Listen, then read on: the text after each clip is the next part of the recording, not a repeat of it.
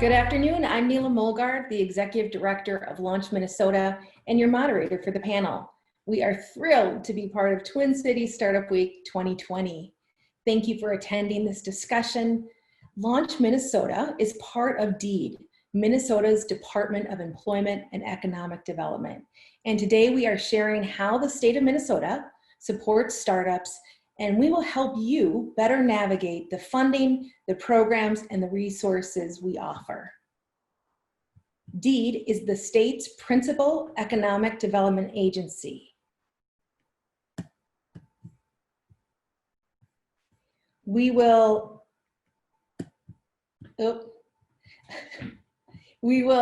meet many people today, but the first, I'd like to share some information about Launch Minnesota. Hopefully you've all heard about Launch Minnesota. We've kicked off about a year ago. Launch is focused on growing Minnesota's innovation ecosystem by increasing access to capital, creating statewide networks, and developing resources to support entrepreneurs at every stage of their journey. You may be surprised, but government plays a role in startup communities, cities, states, and countries that create attractive environments for entrepreneurs are quickly distancing their economies from those who do not. That is exactly why our governor, our legislators, and leadership at DEED established Launch Minnesota in 2019 with the strong support of our private sector stakeholders. We have dollars and a directive to create an environment to support entrepreneurs and nurture tech startups with a goal of being a leader in innovation. Minnesota does have a long history of being a place where good ideas begin and grow. We are building on this momentum and creating a model to connect our state corner to corner, convening government, academia, corporate innovators, and our startup community to help entrepreneurs succeed at every stage. I am really proud of the traction we've made. We've increased access to capital, we've created a statewide network improving connectivity, and we've developed entrepreneurial talent and resources. Now, more than ever, it's important for us to focus on starting and scaling new innovative technologies. I am honored to be serving Minnesota's startup community and grateful for the opportunity today to share ways our founders and startups can plug in to the resources here at the state. Now I would like to introduce Nila Gouldin. You heard it right, Nila and Nila, both working with Launch Minnesota. She's our grant manager for Launch Minnesota, and she is going to talk today about our innovation grants. We are really fortunate that our legislators have allocated $1.6 million each year of the biennium, and we've already fully allocated the first $1.6 million, and we're just starting the second round of funding. And we're proud, due to our advisory board, the work of Nila and many others, we've already awarded over 70 grants to startups. Nila, please explain the 3 different types of grants that are available for these high-tech innovative startups. Thank you, Neela. It's my pleasure to talk a little bit about these grants. There's 3 main categories. The main category is business liquidity, also known as business operations. And that grant is funded for a maximum of $35,000, and it covers direct business expenses, research and development, and technical assistance. And then our second grant is housing and child care, and that is awarded to entrepreneurs who have high technology related businesses. And then our third one is our Small Business Innovative Research Grant. And that one is for a select few of grantees or businesses who have received our first time phase 2 awardee. And so we have some criteria as relates to these different categories. And they're pretty much the same, just with a little nuance of difference. Our business operations need to be business operations need to be headquartered in Minnesota. The business has not been in operation for more than 10 years, and it has generated less than $1 million to date. So that's the standard eligibility to apply for these grants. And when we talk about high technology, that runs the whole gamut from medical devices to food technology to renewable energy and everything basically in between. So it's a fairly broad field, and we're just looking for good, innovative ideas that are going to be scalable and, again, high technology. So the second category is housing and childcare, and this grant is for the specific entrepreneur who has a business that's in high technology. And again, the criteria is pretty much the same as far as application. It's just that the entrepreneur needs to live in Minnesota. Their primary residence is in Minnesota. Otherwise, the same eligibility criteria apply. And then the third category is the SBIR-STTR. And this one is really a more specific and unique group of businesses. They are first-time Phase 2 SBIR-STTR awardees. And they've been clients of the Minnesota Small Business Innovative Research Accelerator Program. And that one, I guess I didn't mention the various amounts that are maximum as far as awarding. But for SBIR-STTR, it's up to $50,000, and that's based on the amount of award that they've received from their federal grant. And then for the housing and childcare, the maximum amount is $7,500. And then for the business operations, that one is up to $35,000. And that one is based on the score that they've received. So the highest score of 100 based on the criteria that we have would receive $35,000. And between the advisory board, which Neela mentioned, and our grant review committee, which is comprised of 6 individuals that are part of the Office of Business Finance, then their scores may drop a little bit, so does their funding. But for the most part, again, the maximum amount is $35,000, and the minimum amount is about $21,000 that we found. So Great, thank you that's so what we much. have as far as those categories. You know, one of our key goals is to infuse more risk capital into our ecosystem, Nila, and our grants do require a one-to-one match. It is a way of incentivizing our private investors.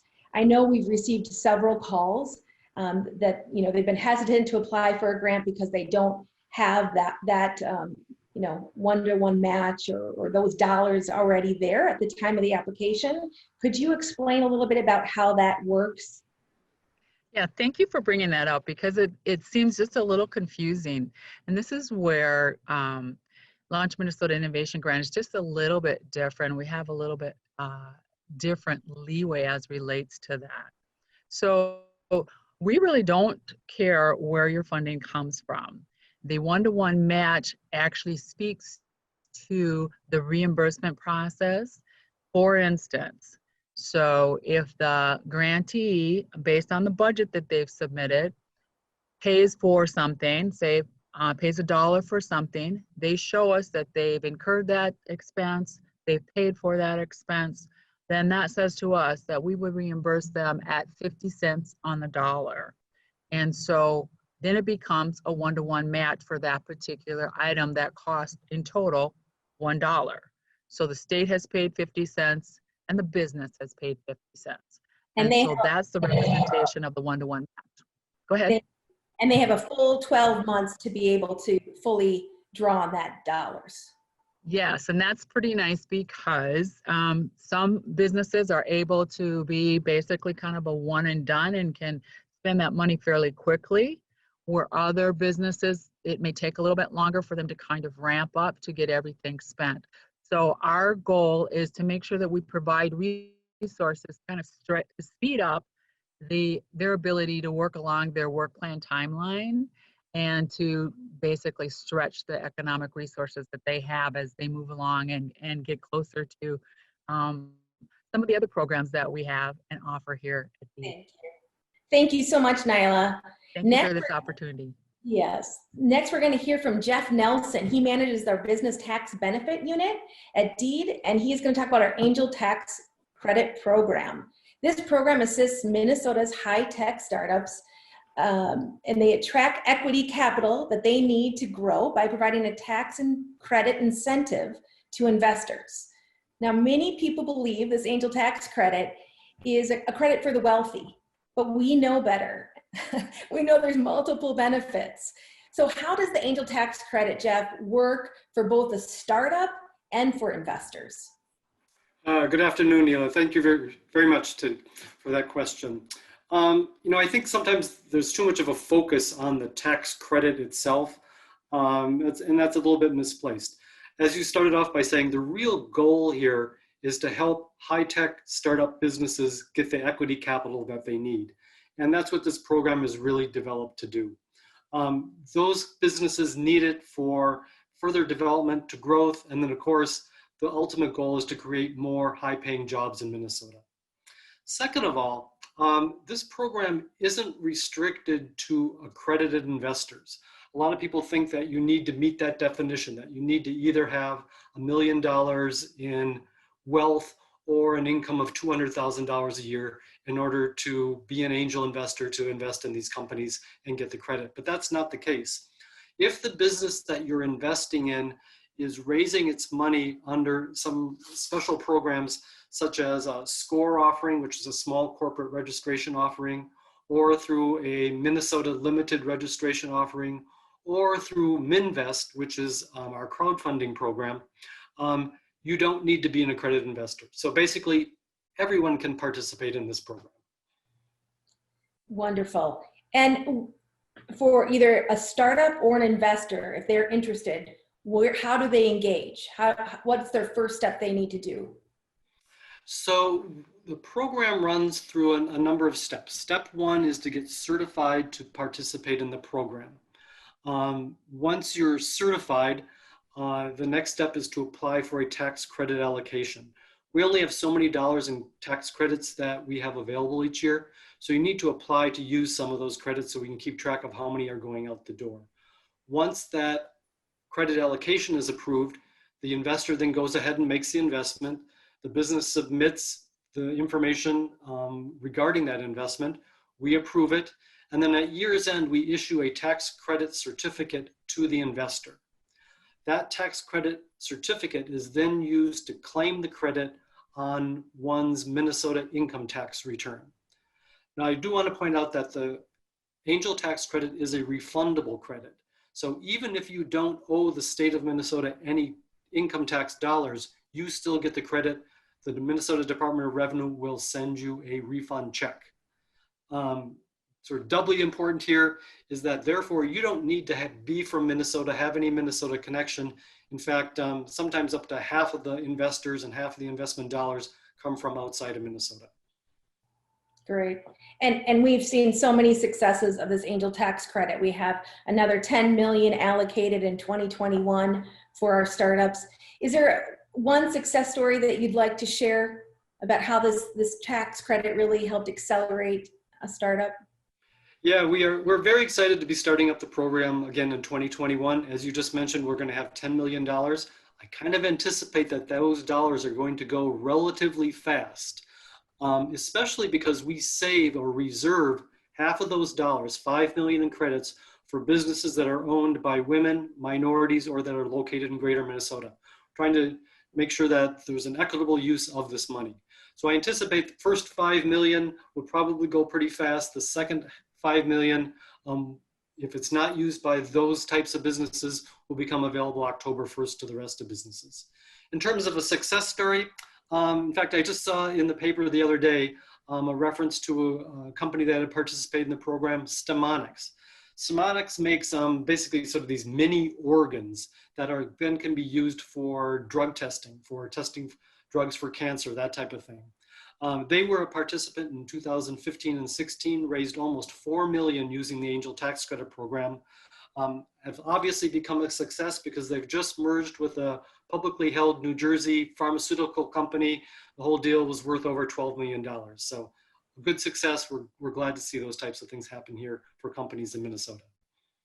Thank you so much, Jeff. And I think that story clearly shows that it's more than a tax credit for the wealthy. It starts businesses, it keeps businesses in Minnesota, it grows businesses. And so we're grateful for this program and your work on this, Jeff. Thank you very much. Thanks, Neela. We will now move to Drew Lindorfer. She's a senior loan officer with Deed's Office of Business Finance. She's currently managing the Deed's Emerging Entrepreneur Loan Program. And Deed, we leverage and empower a lot of other organizations throughout Minnesota to help us better serve our entrepreneurs and businesses. And I think this loan program is a great example. Drew, who are some of the groups or organizations that help lend our funds across the Twin Cities? I know there's a long list and it's on the website, but maybe you can just give a few examples. Thanks, Neela. Yes, there are 11 nonprofits who serve the Twin Cities region. A number of them are focused on certain demographic groups like Latino Economic Development Center over in St. Paul. Nila, which serves businesses owned by people of color generally across the Twin Cities and in fact across the state of Minnesota. African Development Center. We have First Children's Finance, which specializes in childcare. So there's a number, Women Venture also, which serves everyone, but has a focus on women, obviously. Yes, great. And what is the best use of these funds? There is actually a wide variety of uses. I would say that a lot of the companies that have used them for working capital needs, especially when they're transitioning perhaps to a new space or to a new business model where they need to have a little cushion before their revenue generation really picks up. Okay, sounds great. And the if someone listening is interested in one of these loans, I know you'll help navigate them to the right organization, correct? So they reach out to you directly, and we have your links on our website. Yes, that's correct. Because there are 20-some lenders across the state, I'll talk to an entrepreneur and see if I can get them connected with one or two lenders who might be most likely to be in their industry or serving their geographic area, or if there's some other targeted demographic group that they identify with, get them connected with the best organization there. Great. And one last question is, what should entrepreneurs know about this loan before applying? The thing to know is that Deed doesn't have a lot of control over what the loans and the loan process look like.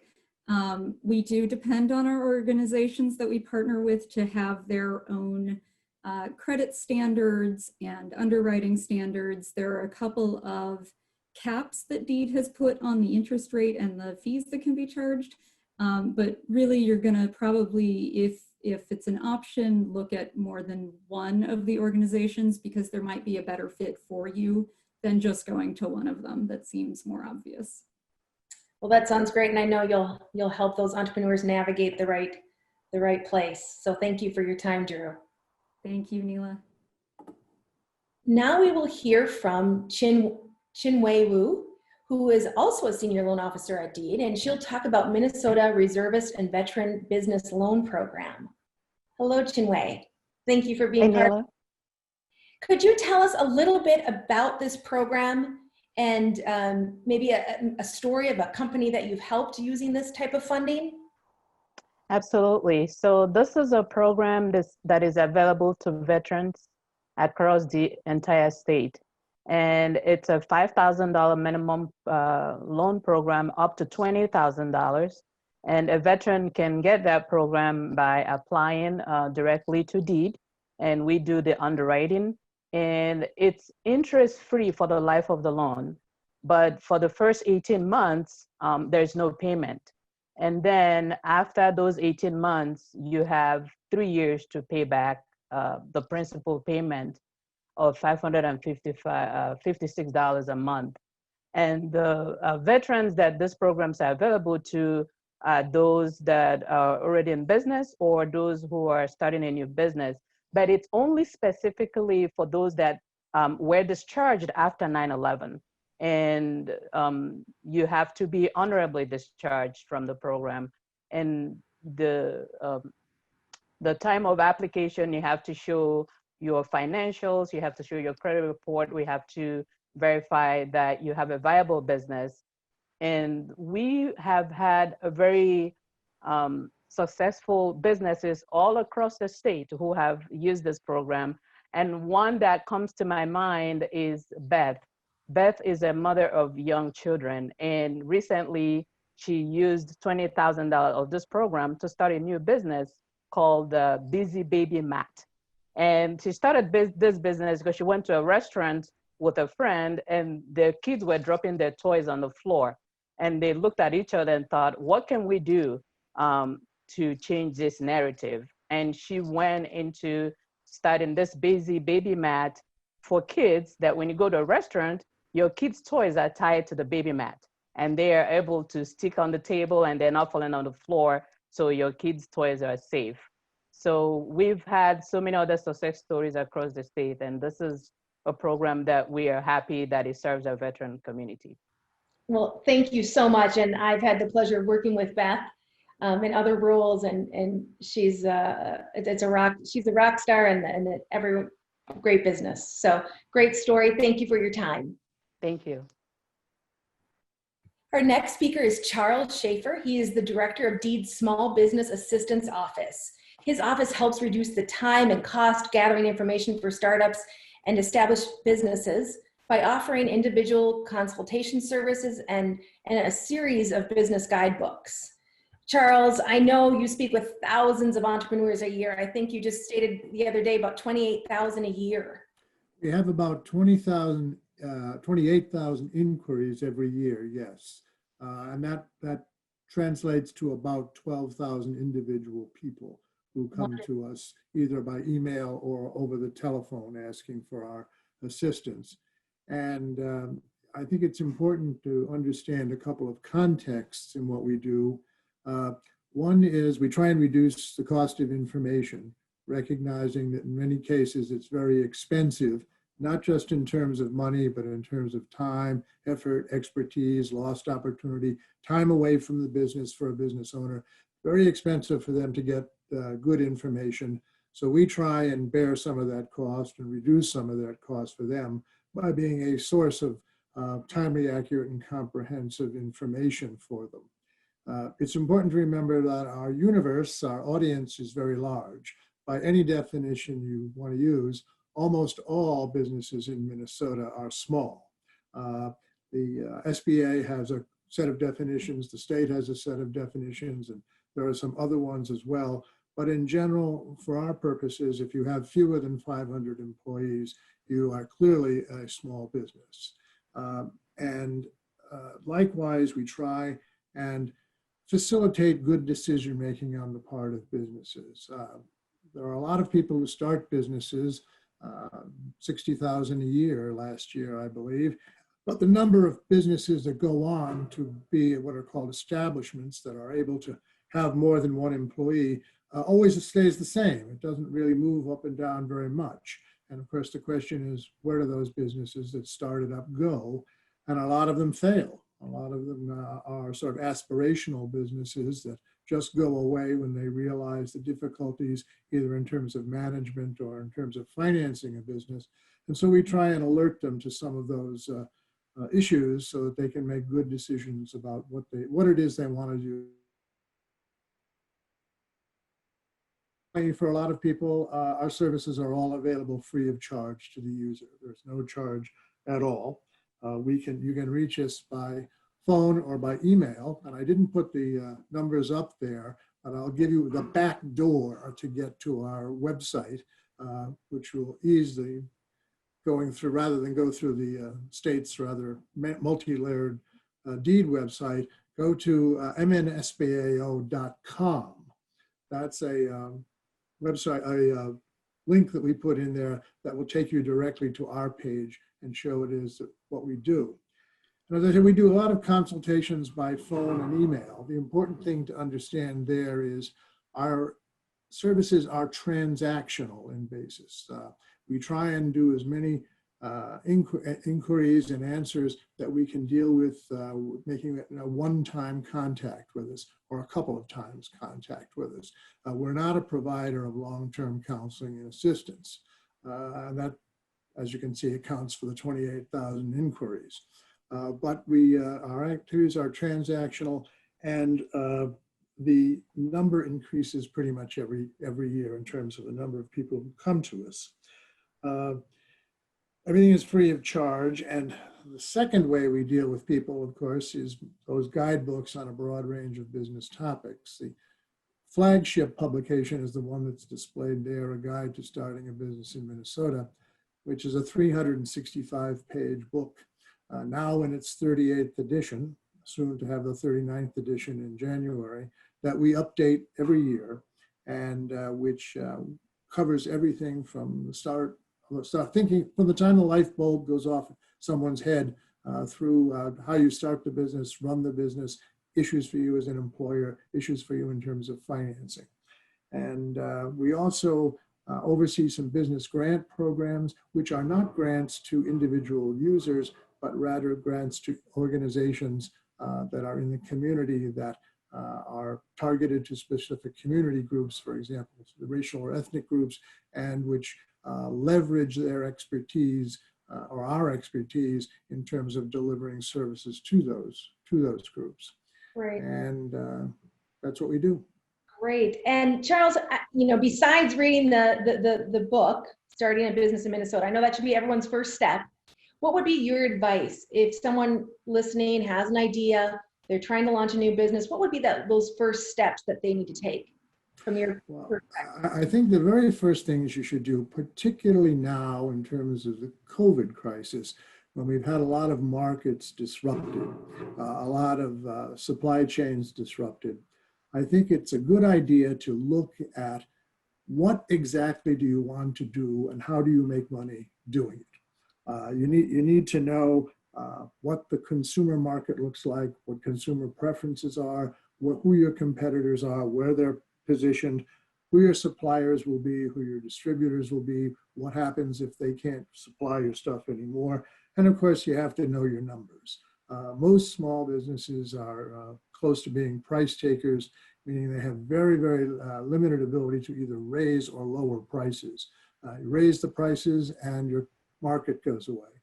You lower your prices and you go away. So you have to figure out how you can operate in that narrow band of flexibility in terms of price and get the money's revenues to drop to your bottom line as profit. So I think looking at that entire universe of how the business is developed and what you're going to be marketing and selling is the way to do it. Wonderful. Thank you, Charles. And I know you shared a website, but we also have your link on the launchminnesota.org website under other deed financing and programs. So please don't hesitate to reach out to their group. They're a great place to call with any questions. So next, we have Bruce Strong with us. He leads the Small Business Development Centers, also known as SBDCs. In Minnesota, they have 9 centers across the state, and they really provide some guidance for our small businesses. We're thrilled that there's many SBDC offices and consultants that are part of our Launch Minnesota network. And Bruce, your consultants have such a broad, diverse range of expertise. Can you tell us a little bit more about the services provided by SBDC consultants? Sure, and thanks. I'm glad to be a part of the panel today. So yes, the Small Business Development Center is a program that's operated in conjunction with or in partnership with the Small Business Administration and the Department of Employment and Economic Development, or DEED. We also make use of some regional partners. As Neela just mentioned, we have 9 regional centers throughout Minnesota where folks can go and obtain services. Of course, right now we're all operating remotely, but those services are still available. Each of those 9 regional centers also has a network of 4 or 5 satellite offices. So all told, across the state of Minnesota, and again, this program is available throughout all of Minnesota. All told, we have about 30 touch points that folks can go to receive assistance from the Small Business Development Center. we do three primary things. First and foremost, we offer private one-on-one consultation services to anyone who is interested in starting or growing a small business in Minnesota. So it's both for startups as well as for existing companies. We have served everything from a person with the idea scratched on the back of a bar napkin to a fourth generation company with 100 employees who has been around for, again, many, many years. And again, we provide services and consultation services to all types of businesses throughout Minnesota. One of the other important things that we do is that we help businesses find and secure the financing they need to get their business up and running or to continue operations and make improvements to the business over the long term. And then the third thing that we do really well is that we provide a wide variety of training programs on every subject that you can think of related to owning or operating a small business. Everything from accounting to bookkeeping to web search optimization to economic to exporting and international trade. Again, a wide variety of topics on anything, again, related to small business. As you see on the slide there, the SBDC program has been up and running for 40 years. And that's true not only here in Minnesota. We are part of a nationwide network of small business centers. There's one in every state in the country and every U.S. territory.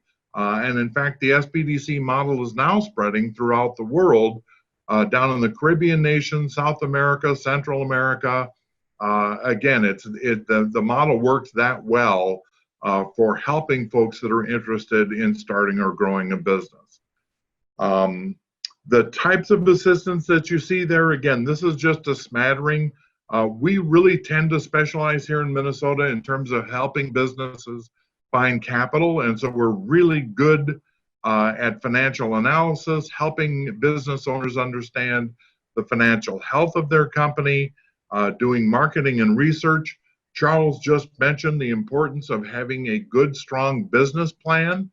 He didn't use those words, but that's exactly what he was talking about in terms of the first thing that you should do as an entrepreneur in terms of thinking about starting a business is coming up with that good, strong business plan. We help businesses and entrepreneurs in that area as well. We do a lot of electronic commerce stuff. Again, everything from designing a website to search engine optimization, e-commerce, everything that you can imagine in terms of social media, all of the things that you can imagine in terms of electronic development of getting your company online and noticed and getting customers coming to your door. And most importantly, just like the Small Business Assistance Office, all of our services are provided at no cost to the entrepreneur. That's that public-private partnership that we have between the SBA and DEED and our local regional partners. They all help fund the program and pay our consultants so that we don't have to charge our business clients anything for the services that we provide. Well, thank you so much, Bruce, and your consultants. It's an incredible value for our businesses in Minnesota.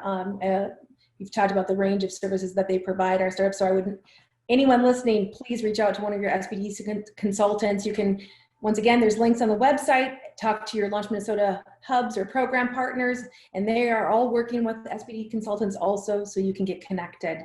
Thank you, Bruce, for your time today, and You're welcome. Across the state.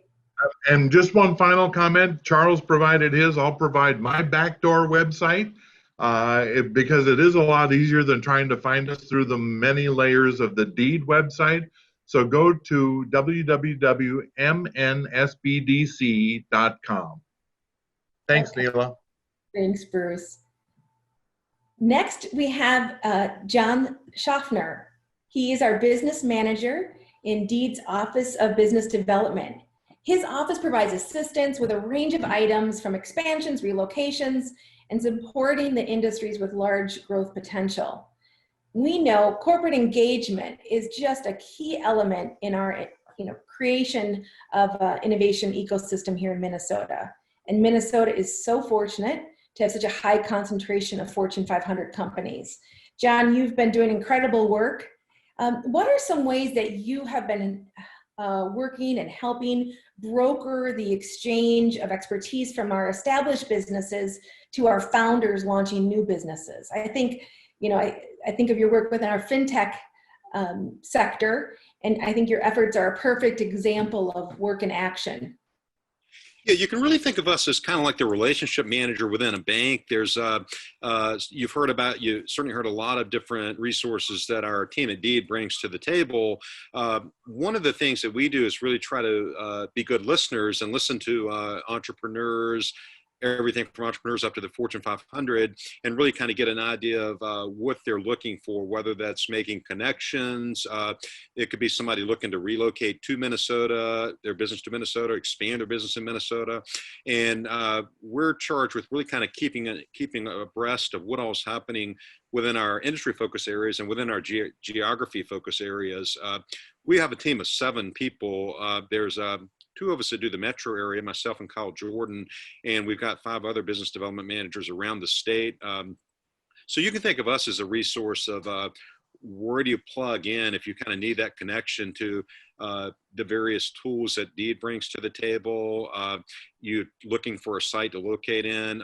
You need a connection to one of our business or county partners, the regional partnership. Again, we want to be that as a little bit of a one-stop shop for you there as far as being a resource to connect you to the many resources that are out there to move your project forward. As part of that too, we do maintain those relationships, whether that's with bigger businesses or entrepreneurs. And we've seen a lot of success in connecting the dots with companies that are looking for a solution, and then entrepreneurs that have a solution to that. A good example, as you mentioned, is a group called the Minnesota FinTech Consortium. And that's a group that formed about 3 years ago. And I think what we were all seeing is that a lot of our Minnesota is very blessed with a lot of banks and insurance companies, a huge finance sector. And the banks, insurance companies are really on the leading edge of innovation as they look to digitize their processes, which has been even accelerated further, I think, by the COVID situation. But a lot of those innovation team members at the banks, insurance companies were making the journey to New York or San Francisco to meet with potential partners and realizing that, hey, there's a huge tech ecosystem here in Minnesota. So realizing that, okay, here's a source of solutions for opportunity or problems that companies are facing. And here's a market for those solutions, really trying to figure out how do we best bring those two together. So the Minnesota FinTech Consortium formed, and that consists of US Bank, Wells Fargo, Bremer Bank, Securian, Allianz Life, Deed, and Forge North, all really working together to promote FinTech and InsurTech as a key industry sector here in Minnesota. And we've we just put on our 3rd big event. The first year we had the Future FinTech Forum, one day in Minneapolis, one day in St. Paul, and had about 100 people turn out for that. Last year we did it at the Allianz Life Stadium, which really kind of ramped up the game a little bit and took it up over 200 people. And then this year, of course, we were looking to get bigger and better, and COVID threw a wrench in the works. So we did shift to we're doing a series of virtual events. Hopefully a lot of you were able to participate in the one we had a couple weeks ago with Shantara Hardy, the former commissioner of Deed, and Beth Knickerbocker, who leads the Office of Comptroller of the Currency's Office of Innovation. So really good discussion around what all is going on as far as innovation and financial services. And but that's really a venue, I think, to really sort of connect those entrepreneurs and enterprises with bringing those solutions to the table and hopefully moving those forward and seeing new businesses emerge out of that. Well, thank you, John, and thank you for the continued partnership and collaboration with the Business Development Office. I know many of the startups that I serve, I always am reaching out to the Business Development Office for further information. So thanks for your partnership. Thank you. And we encourage people, just give us a call, shoot us an email. We're happy to help. Thank you. Next, we have Laurence Reszetar, the Director of International Business Strategies in the Minnesota Trade Office. Hello, Laurence. It's been fun working together recently this summer on our international pitch events. It's amazing how many startups we've attracted from across the globe. It has been, and thank you, Neela, for the opportunity. I just want to begin by saying, the great thing, I have the privilege of going last with all my colleagues, and I will say it was a bit dispiriting to hear that so many great ideas were written on the back of bar napkins when I just went and threw mine out. So to all the entrepreneurs watching, save your bar napkins because Bruce can help you with it. Yeah, so the international pitch events were great, and it's an example of what we can do and what we do in the Minnesota Trade Office. A lot of you might be thinking, why would I care about the Minnesota Trade Office at this point? But the fact of the matter is that in today's world, companies go global the second they have an internet presence. And if you're selling technology, if you've got a technology solution, if you've got an app, if you've got anything that's going to exist online, you can become an exporter almost on day one. It doesn't have to be a good that crosses a border anymore where, in the movie scene, there's a box and it goes over a customs officer desk. It can be done on the click of a mouse or on a send button on an email. So what we do in the trade office is bring the world to Minnesota and Minnesota to the world. And part of that is through export promotion and assistance, inbound foreign direct promotion, which is what we did, foreign direct investment promotion, what we did with the pitch event, and then protocol and kind of being a cultural navigator. And I think for the audience today, the couple of things we could really dive in on, the export assistance and promotion and being the cultural navigator. And we just are there to be a problem-solving entity that helps you understand the global market. We can help you on anything from, trying to find a network to plug into internationally. We have a vast and diverse group of organizations and governmental entities that we work with around the globe, and we've worked with them to promote the international virtual trade pitch events. But we know it goes two ways, and we can help plug you in with them. And we also offer the STEP grant program. And the STEP grant is a state trade export promotion grant program. It exists both at the federal and the state level, and it is there to help Minnesota businesses that have been generating revenue reach out and find international markets. It's a matching grant program, as with many of the grant programs in the state of Minnesota. It can be anywhere from $5,000 up to $5,000, and at times can be $7,500. And it can help you do anything from internationalize your website, find relationships and consultants overseas, to when we all get hopefully to travel again, to go to a conference or an event or on a trade mission to try to find more customers and international linkages. And one last piece that has come up on international, we've had a couple of companies in Minnesota that have gone for capital needs overseas. Some have listed on foreign exchanges, others have used international VCs, and we're there to help with that too. As I mentioned, that international network we have, we can help try to plug you in with trusted parties that we know in these markets and help you try to get to the right solution with the right person in the right market globally. So we're happy to be here and be your partner in introducing you and your companies to the world. Thank you so much, Laurence, for your continued partnership. And we are competing in a global market, and we're lucky that the trade office is here to help our startups.